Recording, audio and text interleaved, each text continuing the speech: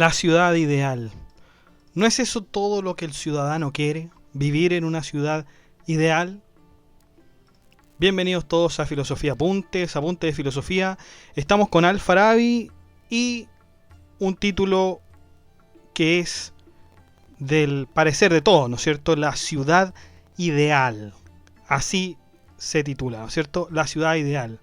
En realidad el título original de esta obra es Opiniones de los ciudadanos sobre una ciudad virtuosa. La ciudad ideal es el pensamiento de Al-Farabi con respecto al gobierno de una ciudad. Al-Farabi propone en estas líneas la ciudad en que deberíamos vivir.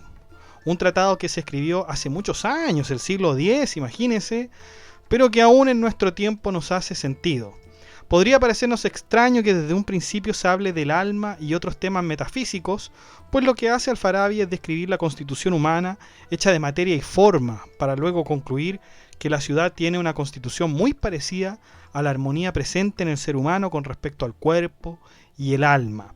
Fíjense ustedes que la primera impresión que les puede dar el título es que vaya a ser como un tratado tipo Aristóteles, como por ejemplo la política de Aristóteles. Usted se va a imaginar, este gallo va a hablar lo mismo que la política de Aristóteles, pero no. Aquí Al-Farabi no solo habla temas de un gobierno, de una ciudad, sino que también habla de la metafísica que debiera tener una ciudad, porque fíjense cómo hace él la analogía de una ciudad, de cómo una ciudad debe estar constituida como un cuerpo orgánico, ¿no es cierto? Como un cuerpo humano. Y de hecho, esto va a ser un antecedente, chicos, un antecedente para hablar en el futuro sobre aquellos filósofos que consideraban a la sociedad como un organismo vivo,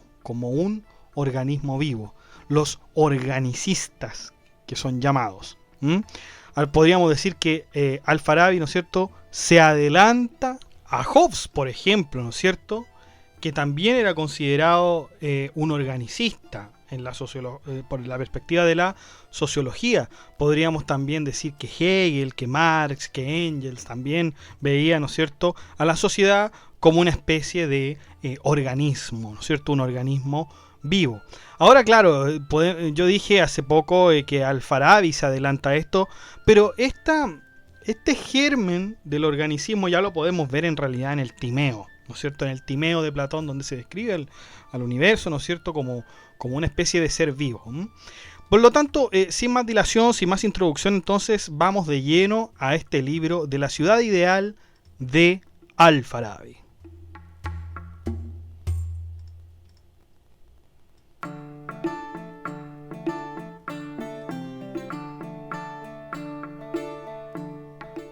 Bueno, empezamos entonces, tenemos la parte 1, el ser primero. Antes de hablar de la ciudad en sí, entonces, Al-Farabi lo que va a hacer es hablar sobre el ser. Miren qué completa esta visión, ¿no es cierto?, de la ciudad ideal. Vamos a partir con el ser. Todos los seres le deben la existencia a este ser primero. Hay un ser primero, ¿no es cierto?, mientras que el ser primero no le debe la existencia a nada. El ser primero es perfecto, mientras que todos los demás serían imperfectos. No tiene ninguna imperfección y por lo tanto tampoco tiene privación de lo que es. El ser primero es infinito y su existencia no se debe a ningún otro ser, pues tiene suficiencia para existir por sí mismo, además de ser infinito por sí mismo. En términos aristotélicos, el ser primero no tiene las 4 causas del ser. Esto es importante. Las 4 causas del ser, acuérdense que son aristotélicas, es decir, la causa eficiente, la causa formal, la causa material y la causa final, que hemos visto en otros podcasts. Como dice Al-Farabi, el ser primero no tiene forma, porque si tuviera tendría que ser necesariamente materia. El ser primero es el primer motor, como lo decía Aristóteles, ¿no es cierto? Pero fíjense lo que dice Al-Farabi, dice que no tiene forma. Porque siguiendo la teoría ilemórfica, lo que tiene forma tiene materia. No pueden estar alejados los dos. El ser primero no tiene otro ser idéntico a él. Ningún otro ser puede ser semejante o idéntico al ser primero, por lo que todo lo que tiene le pertenece exclusivamente a él. Sin embargo, supongamos que esto no fuera así y que el ser primero sí tiene otro ser. En ese caso, digamos que el ser primero es A y el otro ser es B. Si B se distingue de A, pero no se distingue de B, entonces podríamos decir que A tiene una entidad propia y exclusiva. Por lo tanto, A abarcaría a B sin que B abarcara a A. No obstante, B también tiene algo de común con A, por eso A puede abarcar a B. De esto se sigue que A tiene una entidad indivisible o simple, porque acuérdense, A puede ser A y B, mientras que B es una entidad compuesta, es decir, tiene relación con A, pero no es A. ¿Qué relación tiene B con A? Simplemente que A le dio la existencia a B. Por lo tanto, si nosotros pudiéramos explicar esto de un modo más sencillo, digamos que tenemos una letra A, ¿no es cierto?, encerrada en un círculo, y ponemos otro círculo pequeñito con la letra B, pero dentro de este círculo A. Por lo tanto, podemos decir que el círculo A, que es el más grande, abarca al círculo pequeño que es B, que está dentro del A, ¿no es cierto? Y el B tiene relación con el A porque está dentro de él, pero no abarca al A. ¿Se dan cuenta? Entonces, ahí está la diferencia entre el ser primero y el ser, ¿no es cierto?, que es diferente a él. Además, el ser primero no tiene contrarios. No todo lo que no es parecido es contrario, pero sí es contrario a aquello que aniquila y corrompe la existencia de otro ser. Principalmente los seres son contrarios a partir de sus accidentes. Pero ¿existirá un ser que es contrario en esencia? Si el ser primero tuviese un contrario en esta sustancia, entonces participarían ambos, él y su contrario. Sin embargo, de esto se seguirá que el ser primero tiene una parte corruptible y que podría ser aniquilado por su contrario, aun tratándose de su misma sustancia. Un ser contrario al ser primero, que es incorruptible, perfecto y que su existencia no depende de nada más que del mismo, no puede existir por sí mismo debido a que no es eterno, necesita de alguien que lo haga existir, por ejemplo, el hombre. Así vemos que el ser primero es una existencia suficiente e independiente y el hombre, por ejemplo, es una existencia insuficiente y dependiente. ¿De quién depende la existencia del hombre? Del ser primero, pues este es el que le da la existencia a todos. Puede sonar raro que el hombre y el ser supremo no sean contrarios, pero debe ponerse atención a que los contrarios solo se dan en los accidentes y no en las sustancias. El ser primero es indefinible, el ser primero es indivisible, aun cuando se le defina porque es un ser simple, y los seres simples no pueden componerse de partes, porque de ser así serían divisibles. No tiene cuerpo, no tiene magnitud, solo es pura unidad y la unidad es indivisible. Por lo tanto, como no tiene ningún accidente, no puede definirse debido a que es absoluta unidad e indivisibilidad. Capítulo 5. Su unicidad es su propia esencia. Es cognoscente, sabio, vivo y además es vida.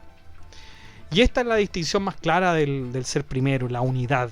La unidad que hemos hablado tanto de la unidad en Platón, en Aristóteles y en el mismo Plotino, ¿no es cierto? En el uno que abarca a todos los seres que existen. El ser primero siempre está en acto y no en potencia como los demás seres. No es materia sino esencia, está en sí mismo y no en otros. Si un ser no necesitara materia para vivir, como nosotros, entonces ese ser es ser en acto. De ser así, el ser primero también es inteligible y por lo tanto no tiene materia, ya que la materia es el obstáculo de la intelección. Entonces el hombre no es inteligible. El hombre tiene la intelección, pero eso inteligible que tiene no es en acto, sino que más bien es en potencia. ¿Qué pasa con el movimiento, el tiempo, el infinito, la privación y otras cosas abstractas? De acuerdo con Al-Farabi, estas cosas también son inteligibles, pero imperfectas. Sin embargo, las matemáticas, los números, la geometría, sí serían cosas perfectas e inteligibles porque tienen en su modo de sí perfección. En base a esto diremos que el Ser Supremo solo se puede entender logrando comprender los más sumos altos grados de entendimiento como son las matemáticas, y sin embargo esto tampoco es necesariamente así porque va incluso más allá de lo inteligible. Y claro, nosotros no podemos entenderlo porque nosotros tenemos la materia, los hombres, ¿no es cierto?, los seres humanos, tenemos la materia que nos impide ver lo inteligible. Por ese motivo, entender al ser primero será enormemente difícil, si no imposible. ¿Mm? Capítulo 6, de la grandeza, gracia y majestad del ser supremo, o del ser primero.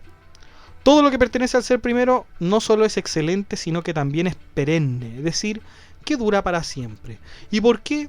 Porque está en acto y no en potencia. Como nosotros estamos en potencia, nuestra grandeza solo podremos verla en los atributos accidentales y en cuanto a que estos se acerquen a la sustancia. Sin embargo, el ser primero no tiene accidentes, puesto que él mismo es belleza y la inteligencia. Por lo tanto, el ser primero se quiere a sí mismo, se ama a sí mismo y se tiene a sí mismo. Capítulo 7, de cómo todos los seres provienen del ser primero. Esto ya es, pero ya se debió haber entendido. La existencia del ser primero es la causa de que todos los demás seres existan. El único fin y principio que tiene el ser primero es sujetar la existencia de los demás seres que dio. Podría pensarse que el ser primero tiene dos características, una para ser perfecto y otra para producir a otros seres, pero esto sería una contradicción porque estas dos características lo harían un ser compuesto. Como no lo es, su propia esencia es la que produce a los demás seres compuestos. Capítulo 8. Gradación de los seres realizados o existentes.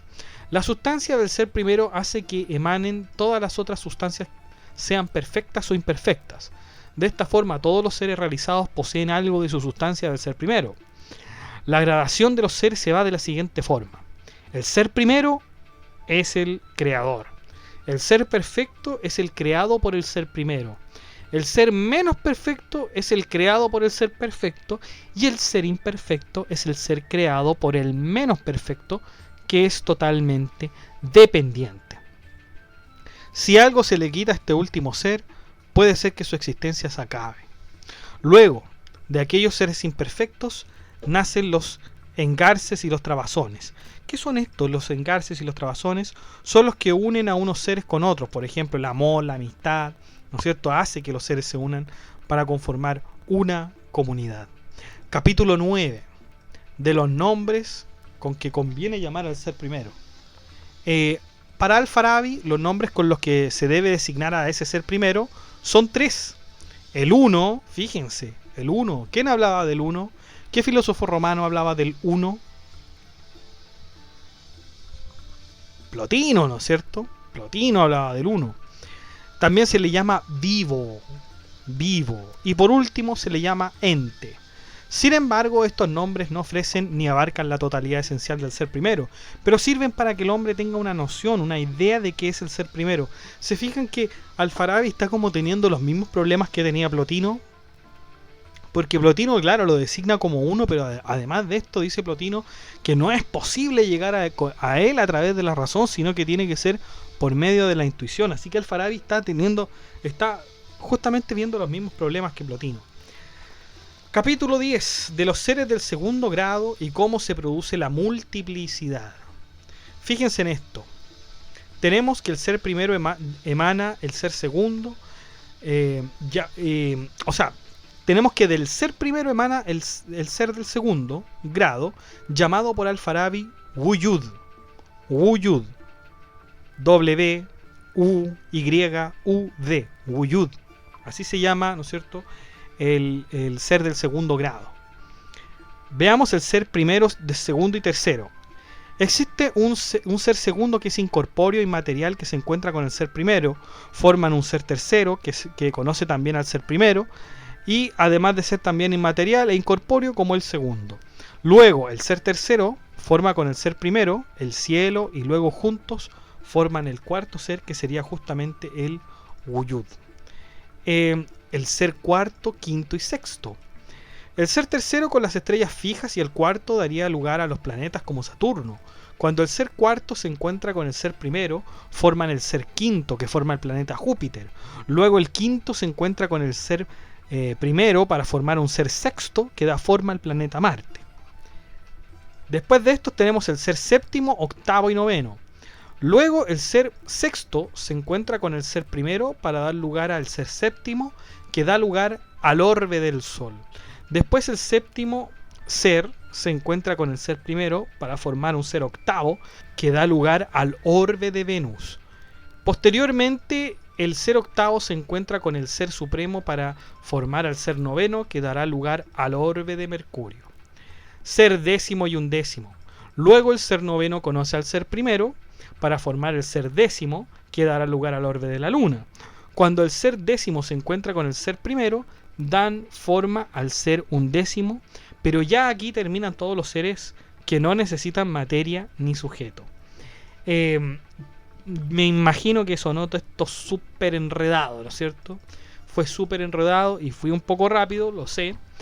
Pero si ustedes ingresan al blog que está en la descripción de este video, van a ver que está toda esta información escrita. Está toda esta información escrita y hay un cuadro. Hay un cuadro que dice gradación de los seres. Y ahí lo tengo súper ordenadito, chicos, para ustedes. ¿Ya?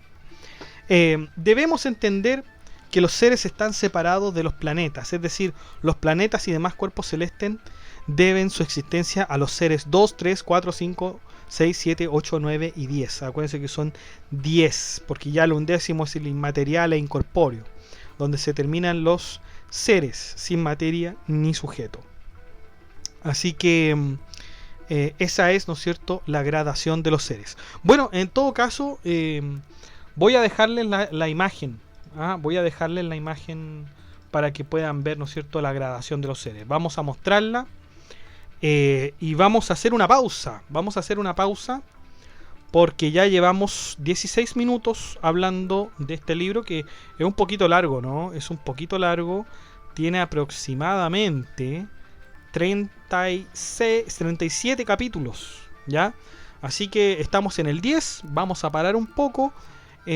Si le ha gustado hasta aquí el podcast, de like, comente, suscríbase, acceda al blog que está en la descripción del video. Usted también puede acceder a Patreon, a dar un aporte voluntario en Patreon, o si bien gusta, en la descripción del video también aparece un link para agregar un aporte voluntario a este blog de Filosofía Apuntes, ¿ya? Vaya a tomarse algo, vaya a comer algo, vaya a atender algún asunto. Volvemos en 5 minutos.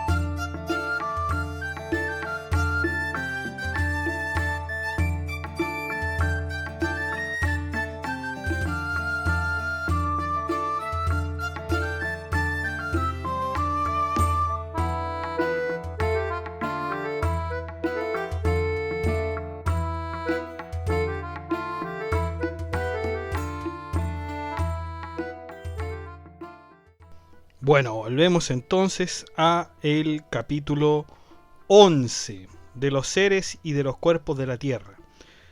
Todos los demás seres que siguen al undécimo ser que habíamos hablado, son imperfectos. Todos ellos se distinguen por medio de sus accidentes y se necesitan temporalmente o permanentemente unos a otros.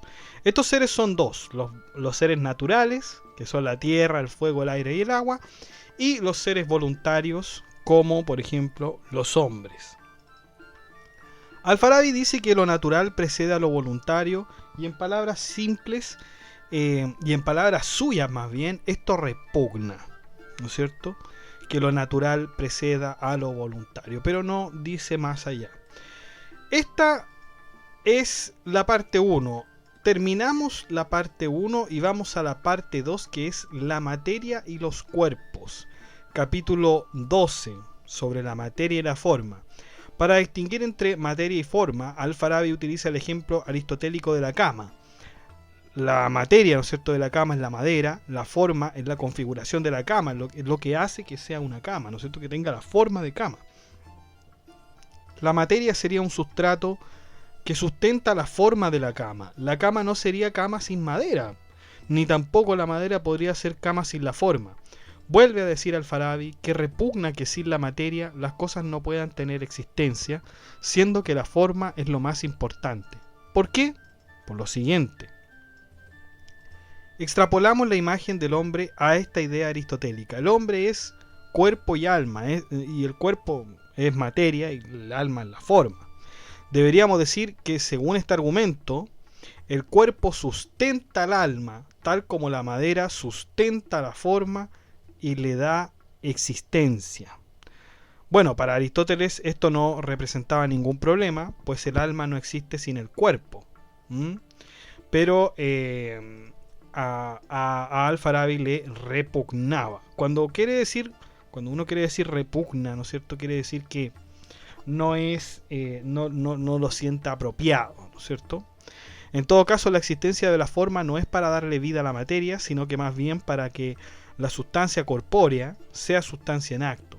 Si la materia existe por sí sola, entonces existe en potencia, pero si la materia consigue forma, entonces está en acto. Por lo tanto, tenemos una materia en potencia, que es la madera misma, y una materia en acto, que es la cama misma.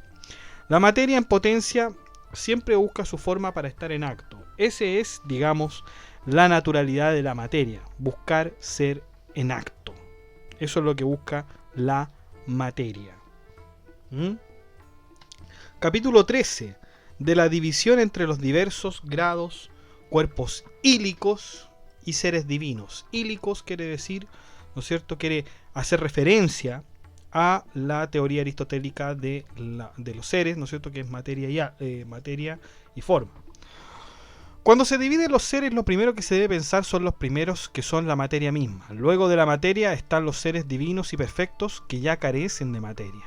Existen dos órdenes de seres según Al-Farabi. Seres de materia a forma, ¿no es cierto?, según una gradación, por ejemplo, materia prima, el fuego, el agua, la tierra o el aire.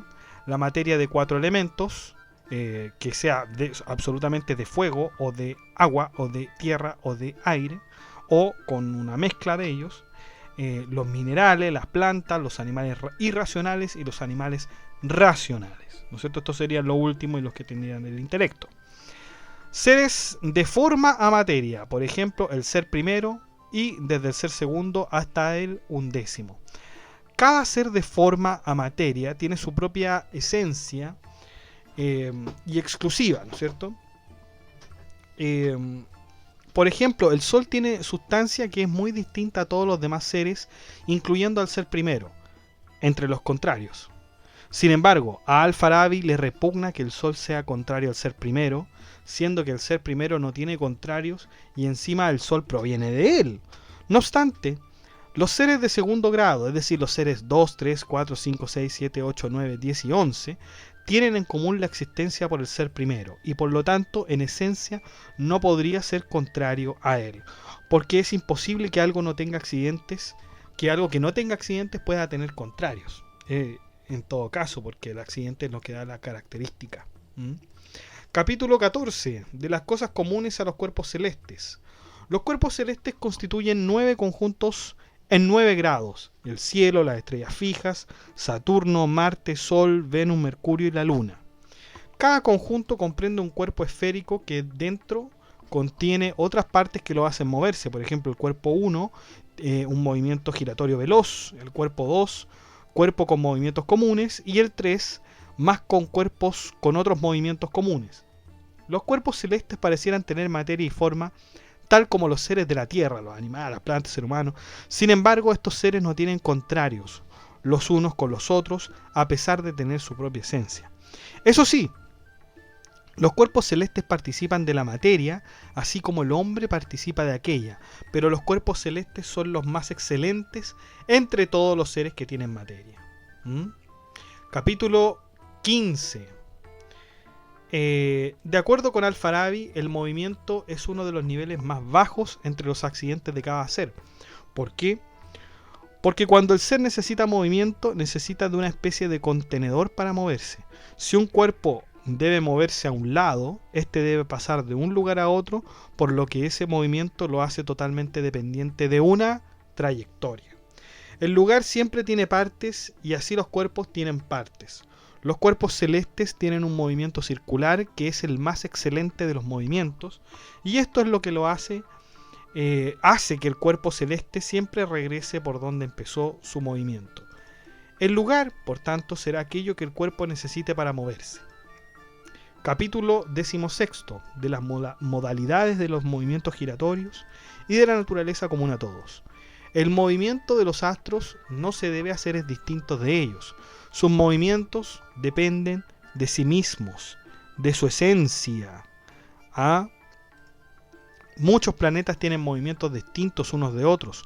Por ejemplo, Saturno se mueve más rápido que la Luna. Otros planetas tienen movimientos retrógrados y otros no. Pueden diferir mucho del otro, pero eso no quiere decir que sean contrarios. Capítulo 17. De las causas que dan origen a la forma primera y a la materia primera.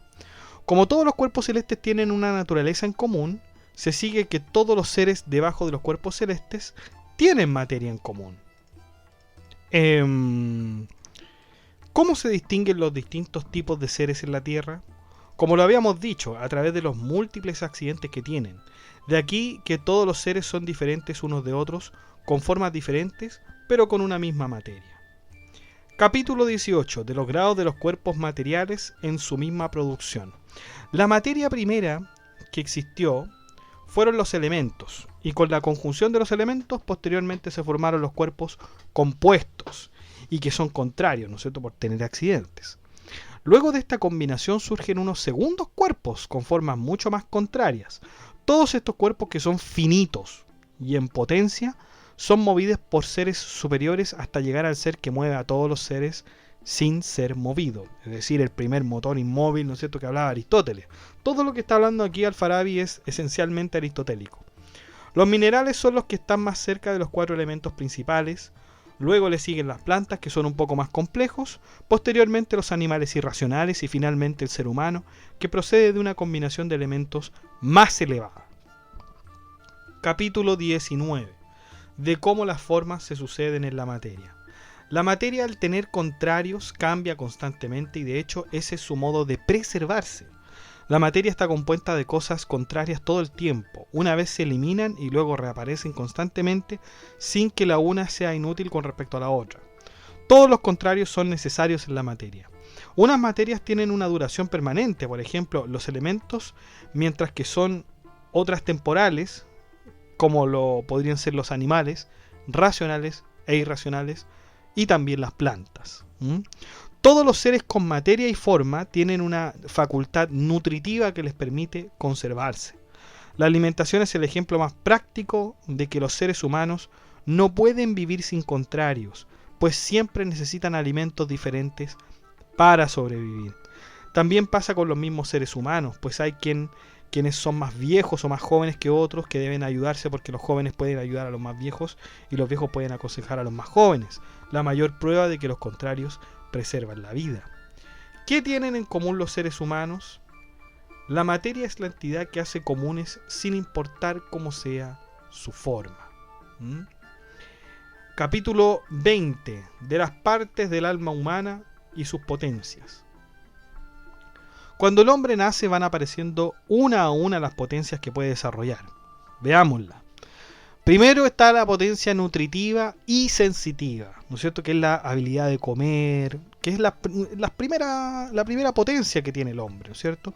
Y ahí tenemos los 5 sentidos, el tacto, el gusto, el olfato, el oído, la visión.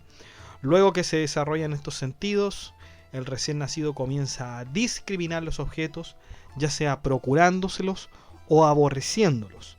La potencia nutritiva tiene dominio sobre la boca, mientras que el modo de servirse de los alimentos lo lleva a cabo con los demás miembros, pero no solo los miembros del cuerpo, sino también aquellos que están dentro de él.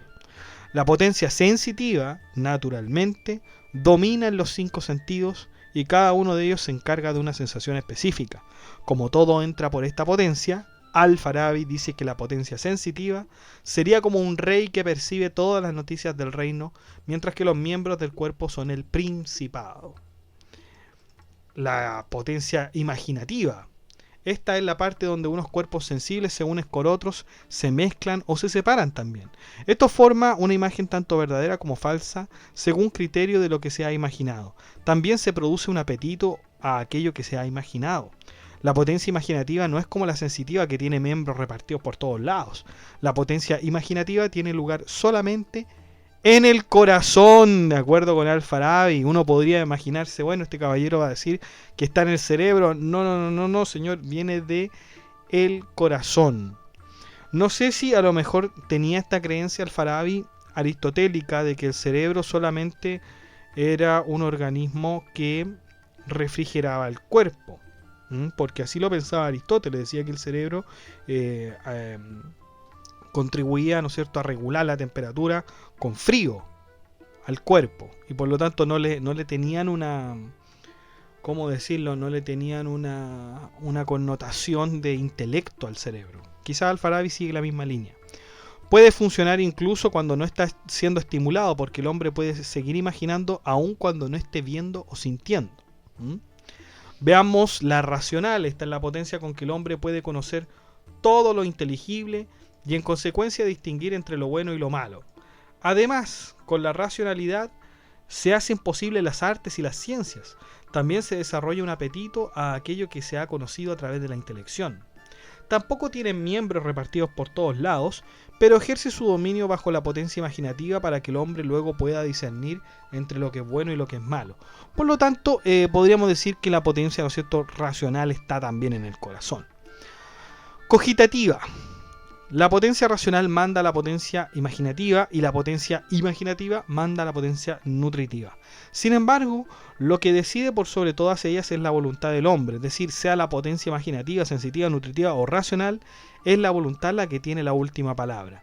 Más allá de todas las potencias, tenemos otra que se ocupa de la reflexión, el pensamiento, la invención y la meditación, que sería la potencia cogitativa.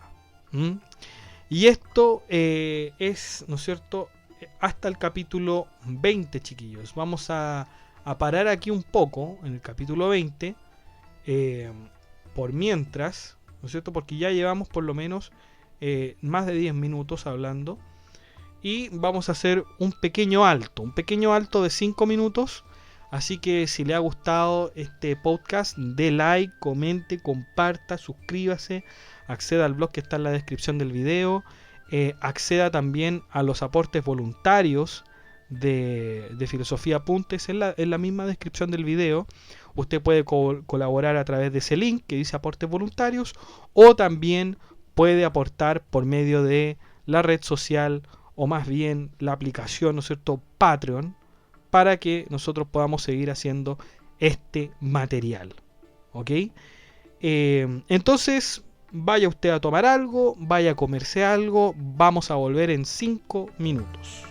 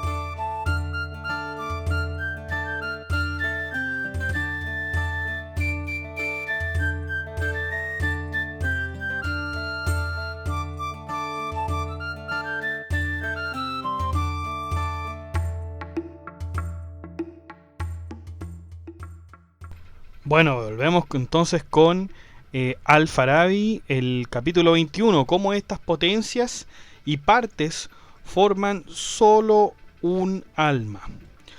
Los órganos y las potencias. Veamos ahora cómo todas estas potencias, ¿no es cierto? La racional, imaginativa, la cogitativa, nutritiva y sensitiva, forman una sola alma. La potencia nutritiva es como la materia de la potencia sensitiva, mientras que la potencia sensitiva es la forma de la potencia nutritiva. A su vez, la potencia sensitiva, a los sentidos, es como la materia de la potencia imaginativa, mientras que la imaginativa, ¿no es cierto?, sería la forma. La potencia imaginativa es la materia principal de la potencia racional, que al mismo tiempo es su forma, pero esta ya no puede ser materia de las otras potencias. Por otro lado, entre los órganos es el corazón el que manda. Aunque se podría decir que es el cerebro, sin embargo el cerebro depende del corazón para seguir funcionando. El cerebro es solo un servidor del corazón, un órgano que procura preservar la vida del corazón. El cerebro entonces para Al-Farabi tenía importancia. No sabemos, como lo habíamos dicho anteriormente, no sabemos si la misma visión tenía que de Aristóteles, ¿no es cierto? Pero para todos los efectos el corazón es mucho más importante porque ahí está la vida. En cuanto a las funciones, el cerebro es el que preserva el calor congénito de cada ser humano, mientras el cerebro es el que distribuye dicho calor a los demás miembros, aunque no lo puede hacer sin ayuda del corazón. Entonces vemos acá, ¿no es cierto?, lo que habíamos dicho, de que el cerebro está teniendo una función, ¿no es cierto?, de distribuir el calor a los demás miembros. Una visión no muy lejana que también tenía Aristóteles. También es el que se encarga de manejar los nervios que derivan de él, además de suministrarles calor. Al igual que Aristóteles, Al-Farabi creía que el cerebro es el órgano más frío, que solo se encarga de regular el calor del cuerpo, aunque también le atribuye actividades psíquicas. Al-Farabi describe el orden de los órganos que nacen en la concepción de un ser humano: el corazón, el cerebro, el hígado, el vaso y los genitales. En efecto, los genitales serían la última constitución en formarse, de acuerdo al filósofo. La potencia generativa tiene que ver con la creación del nuevo ser donde se necesitarán los genitales. No obstante, su principio yace en el corazón y después en los órganos genitales. Lo que hace la potencia generativa es lo siguiente: prepara la materia para el nuevo ser y da forma a la materia del nuevo ser a través del movimiento. La materia que prepara la potencia generativa es femenina y la forma es una forma masculina. Esto podemos decirlo en un ejemplo muy práctico. La mujer tiene el útero, que sería considerada como materia, ¿no es cierto?, mientras el hombre tiene el semen, que es lo que da la forma a la materia. El caso de las plantas es diferente, pues las mismas plantas preparan la materia para... y esta materia sería la semilla, ¿no? La forma la tiene la misma semilla, por lo que la materia debe moverse hasta alcanzar la forma que está dentro de la semilla. Capítulo 22 de cómo conoce la potencia racional y cuál es la causa de ese conocimiento. Ahora resta hablar sobre los inteligibles. Unos son inteligibles por sí mismos y exentos de materia, es decir, están en acto, y otros que no son inteligibles en el momento, es decir, son potencias. Para que los inteligibles se vuelvan en acto deben ser apoyados por un ser externo a ellos que los lleve a tal condición. Este ser externo es puro entendimiento, un ser en acto que está alejado de la materia. Por ejemplo, cuando no podemos ver las cosas es cuando tenemos la visión en potencia. Para que la visión se convierta en acto necesitamos la luz, que sería el ser externo, para que nos posibilite observar las cosas en acto. Por lo tanto, tenemos dos clases de entendimiento. El entendimiento formal, que Al-Farabi llama entendimiento agente, que es aquel por donde provienen todos los seres, siendo el ser primero el génesis de los demás, mientras que tenemos nosotros los hombres el entendimiento paciente, que necesita de la gente para estar en acto. Desde aquí que la potencia imaginativa se estimula con todo lo que ve por el entendimiento agente. Esto, chicos, que acaba de decir Al-Farabi es de tremenda importancia. Es de tremenda importancia no solo para lo que estamos hablando ahora, sino que también para lo que viene después, porque aquí va a haber un enredo, como le llamo yo, un enredo, una, o más bien dicho más formalmente, una complejización de lo que se pensaba, ¿no es cierto?, de Aristóteles en cuanto al entendimiento. Aquí Al-Farabi ya nos dice que hay dos tipos de entendimiento, un entendimiento agente y un entendimiento paciente. Está siguiendo al pie de la letra lo que dice, ¿no es cierto?, Aristóteles. Hay un entendimiento agente y un entendimiento paciente. El paciente es de nosotros, el entendimiento agente es de Dios, del ser primero, ¿no es cierto?, el génesis de los demás. No es que uno no esté de acuerdo con esto, si uno puede estar de acuerdo con esto. El tema es que lo que pasó con el entendimiento agente y el entendimiento paciente, o en otras palabras, entendimiento activo, entendimiento pasivo, va a ser de una discusión enorme en la Edad Media. Va a ser una discusión enorme. Esta no va a ser la primera vez que lo vamos a escuchar. Pero fíjense que solo fue en la Edad Media. Fue solamente en la Edad Media, y a partir de Guillermo de Ockham ya no se vuelve a hablar, o se vuelve a hablar muy poco, porque Nicolás de Cusa también, digamos, habla algo de entendimiento agente y entendimiento paciente, pero muy escueto, de manera muy escueta. Esa conversación ya se pierde con Guillermo de Ockham, con la navaja de Ockham, que vamos a ver más adelante, chicos, no se preocupen. Por mientras, entendamos que hay dos tipos de entendimiento, que es el agente y el paciente. El agente es de Dios y el entendimiento paciente es de todos los seres humanos. Luego de la potencia imaginativa se desarrolla la racional, que forma los primeros inteligibles en el hombre. El principio de geometría, el discernimiento entre lo bueno y lo deshonesto, las maneras de ser, por ejemplo, la utilidad y principio de los seres. Estas son cosas que hacen que el ser humano pueda conocer mediante los conceptos de materia y forma. Y con esto, chicos, terminamos la parte 2 de esta ciudad ideal. Terminamos la parte 2 y vamos a la parte 3 inmediatamente. Actitudes y fenómenos en los seres humanos. Capítulo 23. De la diferencia entre voluntad y el albedrío, el libre albedrío, y sobre la felicidad. Cuando el hombre conoce todo lo inteligible hablado anteriormente, inmediatamente se procura unos y otros los rechaza según sea su conveniencia. ¿Qué es lo que lo lleva a procurar o rechazar? Simplemente la voluntad que proviene de la potencia imaginativa, que también está presente en los animales irracionales. Al-Farabi la llama irada. Mientras que por otro lado tenemos la elección, que es llamada ikhtiyar. Los primeros inteligibles no serán suficientes para alcanzar la felicidad, por lo que se tendrá que seguir perfeccionando. En otras palabras, como lo dijimos en otros apuntes de Al-Farabi, la adquisición del conocimiento es la adquisición de la felicidad. ¿Dónde está la felicidad? ¿En la materia o en la forma? Naturalmente que la felicidad está en la forma, puesto que el conocimiento es inteligible, algo que no necesita de materia. Todo esto se lleva a cabo a través de la voluntad. Sin embargo, la voluntad también puede obstaculizar la felicidad. Por ejemplo, cuando usamos la felicidad para obtener otra felicidad, entonces no estamos buscando la felicidad, puesto que esta es un bien en sí mismo. Si la imposibilidad de encontrar la felicidad son estas voluntades de buscar una felicidad supuestamente superior, entonces esta búsqueda es una búsqueda de cosas deshonestas.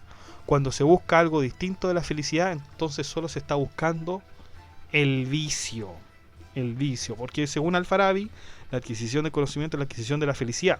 Si se busca algo distinto, se está buscando el vicio. Parece una aseveración muy grande, o sea, decir, bueno, si tú no estás buscando la felicidad, estás buscando el vicio. Eso es lo que estás buscando. Capítulo 24, de la causa de los sueños. La facultad imaginativa está en medio de la facultad racional y sensitiva. La imaginación está más cerca de los sentidos, pero también ayuda a la potencia racional. Cuando la potencia racional y la sensitiva alcanzan el acto a través de agentes externos, la potencia imaginativa queda sola y de lo único que puede servirse son de las impresiones. Es aquí cuando se producen los sueños. Las impresiones quedaron luego de haber utilizado la potencia sensitiva, pues todo lo que pasa por los sentidos queda guardado en la imaginación. Todos estos registros sensoriales los tiene la potencia imaginativa, que tiende a imitar todos los sentidos que el hombre ha acumulado. La imitación puede ir desde la potencia sensitiva hasta una de las más perfectas, que es la racional. Fíjense esto, que parece una obviedad, pero también es importante en el desarrollo del conocimiento de los sueños. Al-Farabi nos dice que los sueños vienen de la potencia imaginativa. La potencia imaginativa está entre la facultad racional y sensitiva. Y claro, nosotros, si bien soñamos cosas que a veces no tienen ningún sentido, son cosas racionales. O sea, usted ve a una persona, ve a un ser humano, ve la tierra, ve el cielo, escucha voces que articulan un lenguaje apropiado. No tiene sentido, pero en estructura los sueños tienen sentido, digamos, estructural. Hay una tierra, hay una persona, ¿no es cierto?, que usted no la imagina, la puede imaginar de varias maneras, ¿no es cierto?, pero no deja de imaginarla en un escenario posible, ¿no es cierto?, posible. Y hay algunas veces que soñamos cosas que son imposibles. A pesar de esto, usted cuando está en los sueños, verdaderamente siente de igual manera como si usted sintiera en la realidad, ¿no es cierto?, en la vigilia. Y eso llama la atención, ¿no es cierto?, llama la atención y llamó la atención de Al-Farabi diciendo, bueno, entonces la imaginación, los sueños tienen que ver con los sentidos también, ¿no es cierto? Bueno, tanto lo irracional como lo racional pueden tomar lugar en los sueños, puesto que la potencia imaginativa tiene el dominio al poder mezclar, juntar, separar todo lo que la sensación tiene registrado. Sin embargo, las cosas que están en los sueños raramente pueden suceder en la realidad, pero la mayoría de las cosas fuera de la realidad están en los sueños. Capítulo 25 de la inspiración. Cuando la potencia imaginativa va por sobre la racional y se sirve de la sensitiva, entonces en ese momento surge la inspiración. Esta puede surgir tanto en el momento de vigilia como en el sueño. El efecto que produce esto es que la potencia imaginativa logra tener una impresión de las cosas inteligibles por medio de los sentidos. De la inspiración provienen todos los símbolos, parábolas, alegorías, enigmas que el hombre pronuncia en el estado de vigilia por medio de los inteligibles. No obstante, también puede pasar que la potencia imaginativa lo traicione y le muestre cosas que no existen, además de caer en posesiones. Y ahí terminamos, chicos, la parte 3, las actitudes y fenómenos en los seres humanos. Vamos a la parte 4 inmediatamente, que es el hombre, la sociedad y la ciudad, ¿ya? Fíjense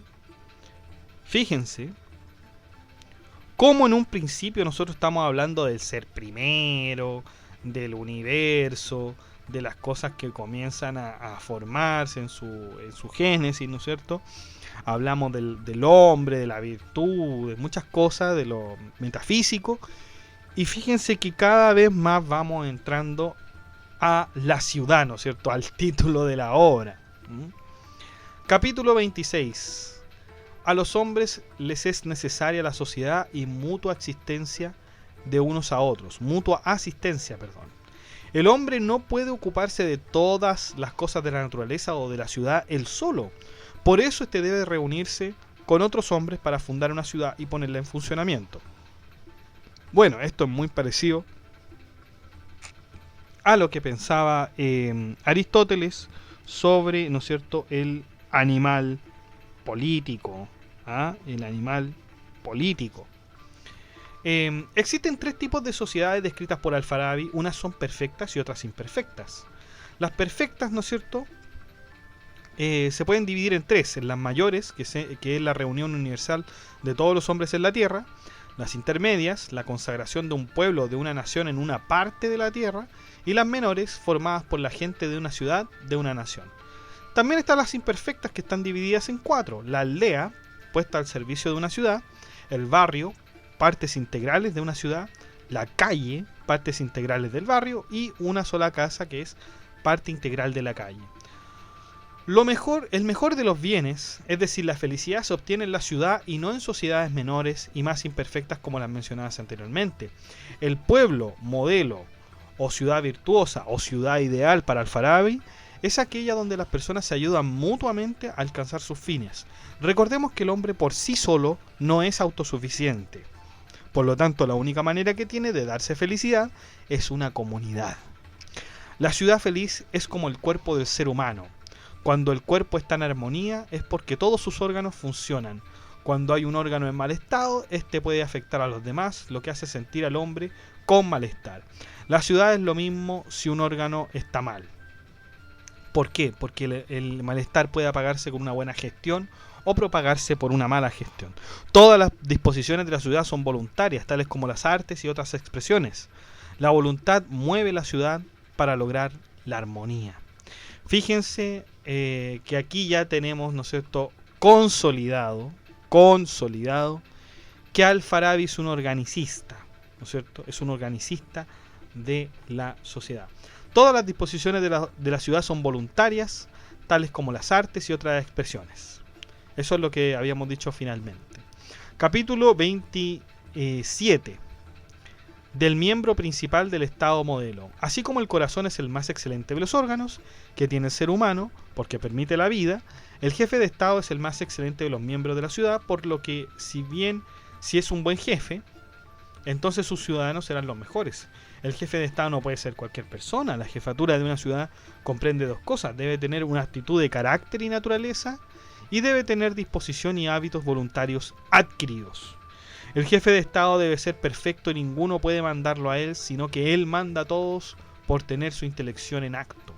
Existen tres clases de entendimiento: el agente, que está en acto, el adquirido y el pasivo. Nosotros habíamos hablado solamente de dos, que es en el acto y en potencia. Por supuesto, el jefe de estado debe tener consigo el entendimiento en acto, pero para conseguirlo primero debe pasar por el entendimiento pasivo y el adquirido. ¿Y cuándo recibe el entendimiento agente? Cuando el entendimiento especulativo, práctico y racional se unen para recibir la revelación del primer agente, que en este caso sería Alá.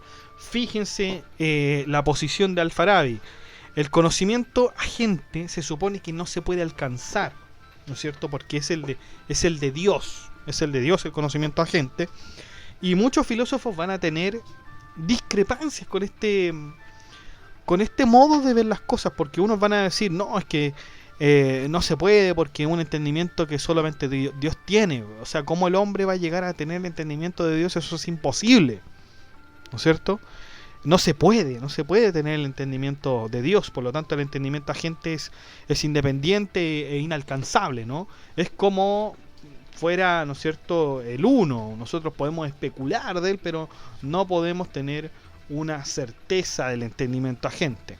Sin embargo, Al-Farabi nos dice, y esto es propio de los musulmanes, la revelación, ¿no es cierto? La revelación es aquel elemento que me permite conocer, ¿no es cierto?, el entendimiento agente, que en este caso sería Alá. Por lo tanto, los árabes dicen que sí, son del grupo de personas, ¿no es cierto?, que sí se puede alcanzar. O sea, no los árabes, sino que algunos de ellos. Al-Farabi dice que sí. Quizás con Averroes, con Al-Ghazali o con Avicena nos vamos a encontrar con algo distinto. Pero al momento Al-Farabi dice que sí, el entendimiento agente sí se puede alcanzar por medio de la revelación. Sigamos entonces. Luego que Alá comunique el entendimiento agente, de este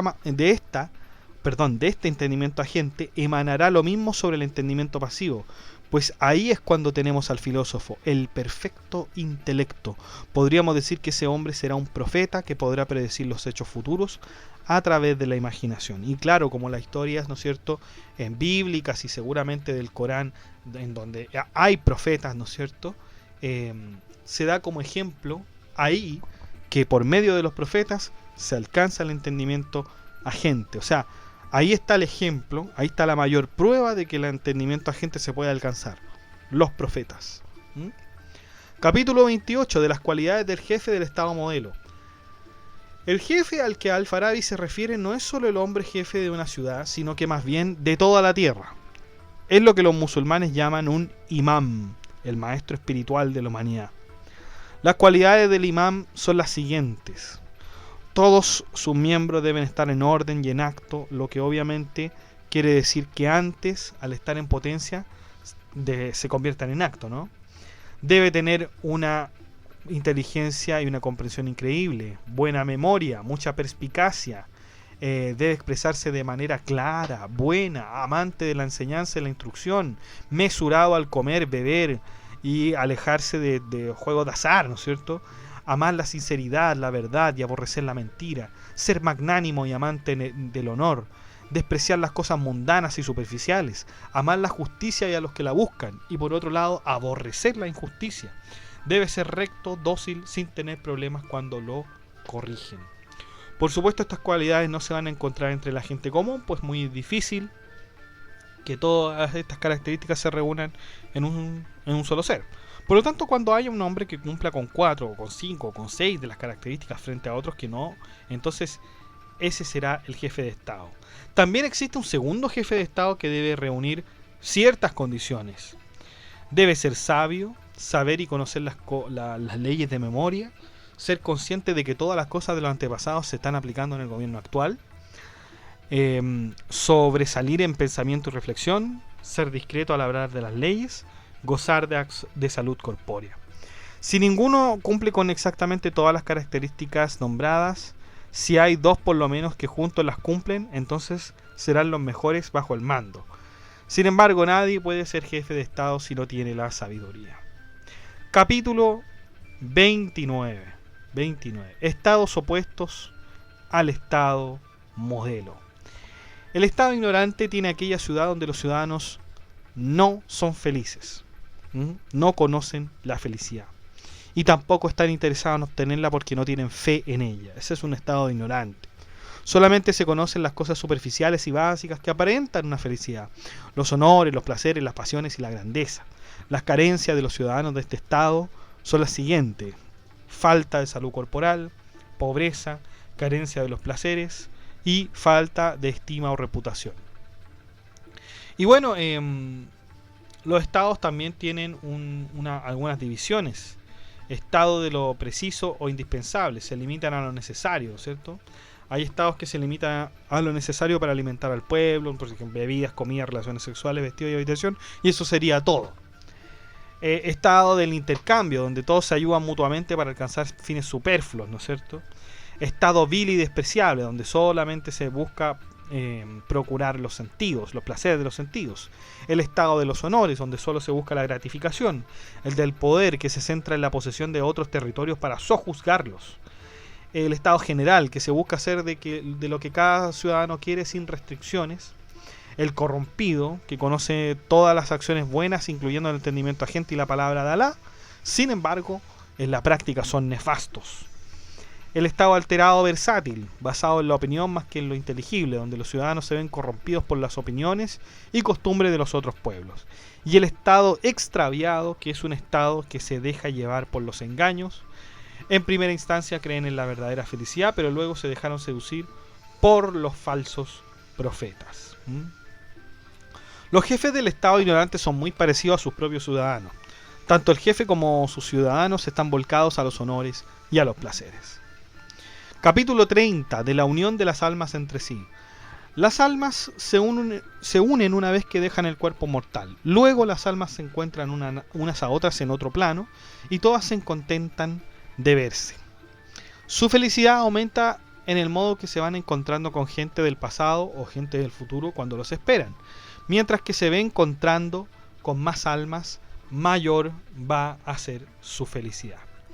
Chicos, llevamos 1 hora ya con 6 minutos. Vamos a parar un poco. Si le ha gustado el podcast, dé like, comente, comparta, suscríbase, acceda al blog que está en la descripción del video. Puede realizar, ¿no es cierto?, un aporte voluntario que está en una cuenta PayPal, que justamente está en la descripción del video también. Y ahí mismo usted podrá encontrar de igual manera nuestra cuenta de Patreon, para que también pueda hacer un aporte voluntario desde Patreon si usted lo desea, o si bien le parece más simple, puede hacerlo desde PayPal. Así nos va a seguir ayudando a realizar este trabajo que ya lleva mucho tiempo, ya llevamos años, llevamos años, empezando desde el 2014, imagínense, mucho tiempo. Chicos, entonces vayan a beber, vaya a comerse usted un refrigerio, vaya a atender algún asunto pendiente y nos volvemos a ver en 5 minutos para seguir abordando este libro.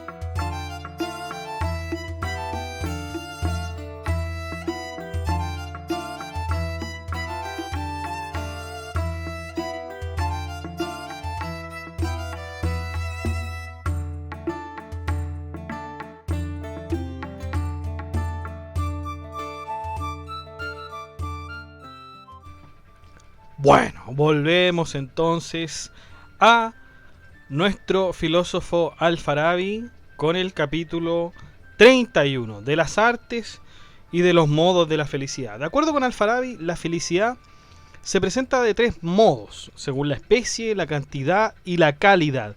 Obviamente las artes se diferencian muchos unas con otras, por ejemplo el arte de tejer, de la perfumería, de la caza, de la danza, etc. Cada una de ellas presume del conocimiento de otras artes. Ahí encontramos la cantidad de cosas en un solo arte. Por ejemplo, en el arte culinario se encuentra la química, la estética, la cocción, etc. Encontramos la calidad de las esencias cuando un hombre se dedica por entero a un arte, mientras que otro se dedica a otro. En cierto sentido, Al-Farabi dice que la calidad del arte solo se verá en aquellos que están completamente dedicados a un arte y no a varios. Sin embargo, si el hombre del arte culinario es malo en aquello, entonces también será malo en las artes que derivan de este. Entonces sería malo para la cocción, sería malo para la estética, para la química, etc. La felicidad se da de un modo parecido. Si los hombres son buenos en virtud, serán igual de buenos en todo arte al cual se dediquen. Por supuesto, si son malos, todas sus artes serán malas. Por lo tanto, aquí no hay una cuestión de ser innato, ¿no? De un elemento innato, sino que una cosa que se aprende, que hay un ejercicio, ¿no? Capítulo 32 de los moradores de estados modelo. Los ciudadanos de los estados ignorantes solo se enfocan en la materia. Cuando la materia desaparece, eso representa la infelicidad de los ciudadanos de dichos estados, ya que no pueden comprender lo inteligible por estar ligados a la materia. De ahí entonces viene lo que se llama la melancolía. Cuando la razón está al servicio de la materia o a los sentidos, entonces el ser humano se vuelve corrupto. Sus sentidos solo se preocupan de las estimulaciones exteriores. Pero ¿qué pasa cuando la estimulación de los sentidos cesa, ¿no es cierto? Y no existe más. La razón queda a solas y el ser humano comprenderá lo malo que fue estar al servicio de los sentidos. De ahí que se forme lo que conocemos como melancólico. Al-Farabi dice que la melancolía puede durar toda la vida si es que no se sale de ella. Por lo tanto, para Al-Farabi la melancolía sería esta aprehensión que tienen los seres humanos a los sentidos. Y que cuando ya no está ahí, ¿no es cierto?, comienza a aparecer esta enfermedad.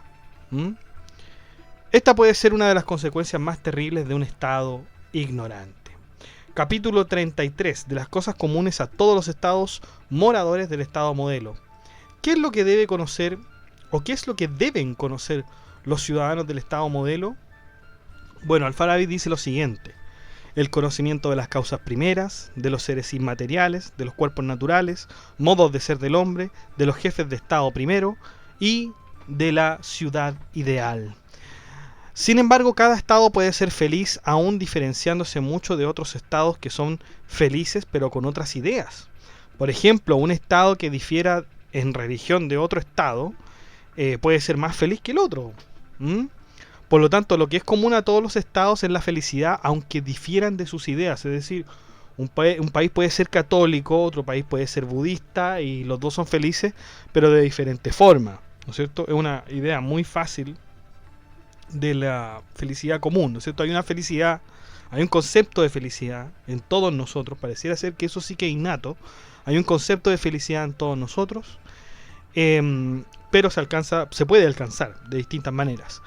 Las personas del estado ignorante negarán toda felicidad que tengan aquellos del estado moderno y viceversa. ¿Quién tiene la verdad? Los sabios tienen la verdad porque, claro, entre los estados modelos solo pueden existir los sabios. Capítulo 34 de las opiniones de los ciudadanos de los estados ignorantes y de los estados extraviados. Los estados ignorantes son corrompidos porque se apoyan en opiniones anticuadas y creencias cerradas. Estos ciudadanos buscan la destrucción unos a otros porque los que no son como ellos son los contrarios. Y por lo tanto, como los contrarios son privaciones, entonces deben defenderse de la privación que tal contrario les ocasione.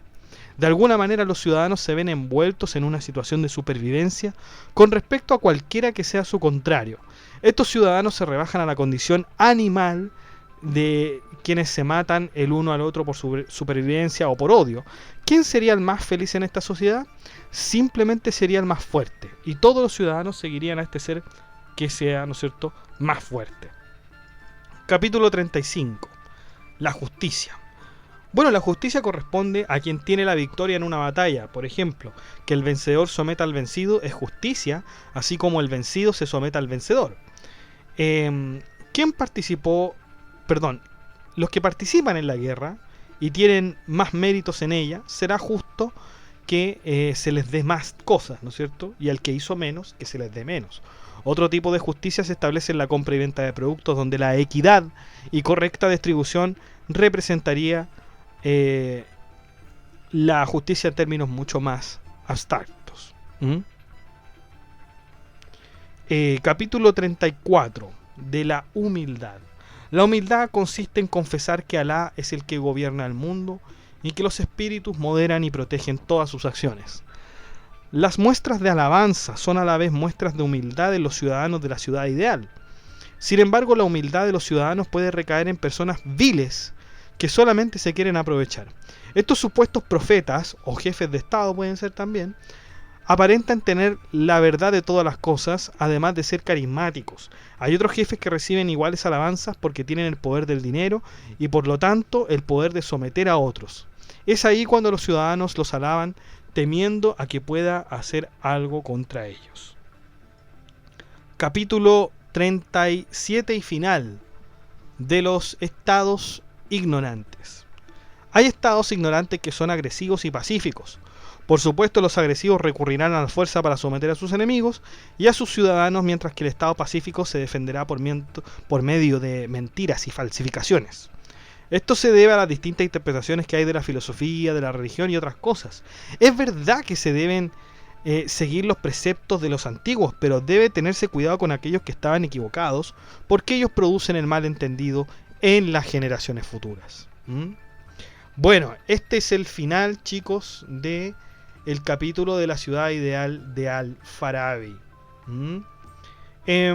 Sin duda que este es un tratado basado mayoritariamente en la filosofía aristotélica, siguiendo las directrices de física, metafísica y ética Nicómaco, que son los libros que seguramente Al-Farabi revisó. Avicena, que es un filósofo posterior, sería considerado el tercer maestro después de Al-Farabi.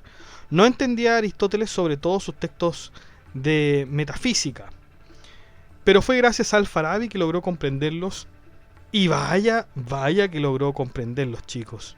O sea, Avicena está totalmente agradecido de este filósofo, ¿no es cierto?, que es Al-Farabi. El resumen y las explicaciones que ofrece el filósofo musulmán fue tremendamente útil para entender a la Estagirita. No debemos tampoco dejar de lado la influencia musulmán que Al-Farabi deja en estas páginas. Y bueno, la ciudad ideal, entonces, ¿cuál es? La ciudad ideal es aquella que procura la felicidad. La felicidad. ¿Y hay un modo de llegar a la felicidad? Bueno, el modo, ¿no es cierto?, es a través de Dios, ¿no es cierto? A través de, más que de Dios, a través de lo inteligible, a través del conocimiento. Esa es la verdad y el modo de tener la felicidad. Es ahí que nosotros habíamos dicho en el capítulo 33 de los estados modelos, el conocimiento que deben tener los ciudadanos, ¿no es cierto?, para alcanzar la felicidad, es ese conocimiento de las causas primeras, de los seres inmateriales, de los cuerpos naturales, del modo de ser del hombre, de los jefes de estado primero y de la ciudad ideal. Si pudiéramos ponerlo así como en un resumen, podríamos decir que Al-Farabi nos está diciendo que la felicidad se encuentra en el conocimiento de la teología, ¿no es cierto?, de la religión, de aquellos seres inmateriales, pero también nos dice que está en el conocimiento de los cuerpos naturales, es decir, de la biología también está, en los modos de ser del hombre, por lo tanto ahí tenemos psicología, filosofía también puede ser, de los jefes del Estado primero, a lo mejor también ahí hay algo de derecho, y de la ciudad ideal, ¿no es cierto?, de política. Entonces aquí está la felicidad, en este grupo de conocimientos, y las personas del estado ignorante negarán todos estos conocimientos. ¿Se entiende? Ahora, claro, usted puede decirme, pero es que la felicidad es algo tan inalcanzable, algo que en realidad está solamente en la poesía, podría decirme usted, podría decirme, está en la poesía, está en los cuentos, en las novelas, está la felicidad, no es algo que pueda alcanzarse propiamente. Y es sensato que a lo mejor alguna persona y un gobierno piense de igual manera y diga, pero ¿cómo no podemos prometer la felicidad si la felicidad es casi como una ficción? Pero fíjense lo controversial de esto de la felicidad. No es baladí esto, chicos. Para nada, la felicidad no es un concepto que sea propio de novelas. La felicidad es un concepto que se toma muy seriamente. Y sobre todo en los gobiernos. Y, no me va a creer usted, en el derecho también. Claro, aquí en Chile, la Constitución Política de la República de Chile no habla en ninguna parte de la felicidad. No habla en ninguna parte de la felicidad. Garantiza, ¿no es cierto?, los derechos fundamentales, etcétera, etcétera. Pero no habla de la felicidad. No habla de la felicidad. Pero sí hay países que hablan de la felicidad. Y justamente, chicos, no son países a despreciar. Bueno, ningún país a despreciar, por cierto.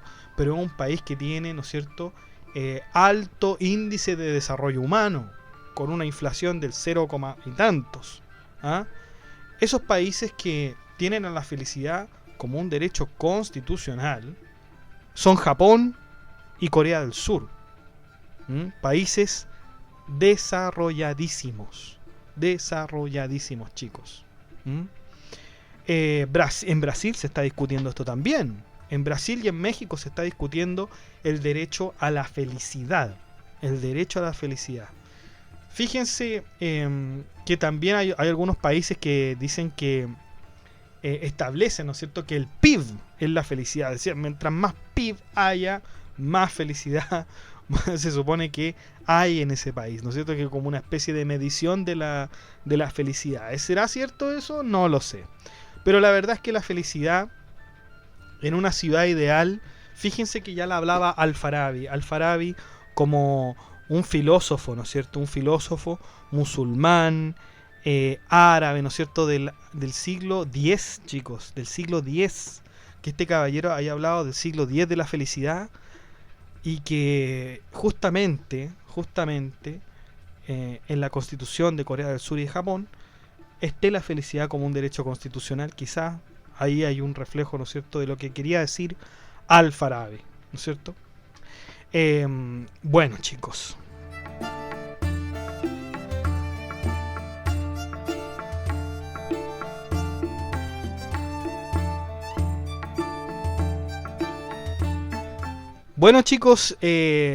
muchas gracias por escuchar este podcast. Si le ha gustado, de like, comente, comparta, suscríbase, acceda al blog que está en la descripción del video. Si usted quiere y puede, haga su aporte voluntario en la cuenta de PayPal que está en la descripción del video. También puede colaborar a través de Patreon, ya no hay ningún problema. Y bueno, que estén muy bien, cuídense, seguimos con Al-Farabi y chao.